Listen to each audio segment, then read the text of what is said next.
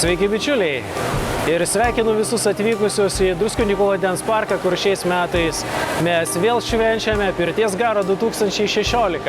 Išties puikus bičiuliškas renginys, kur į vieną vietą susirenka visi bičiuliai, puikiai leidžiame laiką. Turim puikias programas, turime puikią nuotaiką. Visus sveikinu ir kviečiu čia susitikti kitais metais vėl. Iki!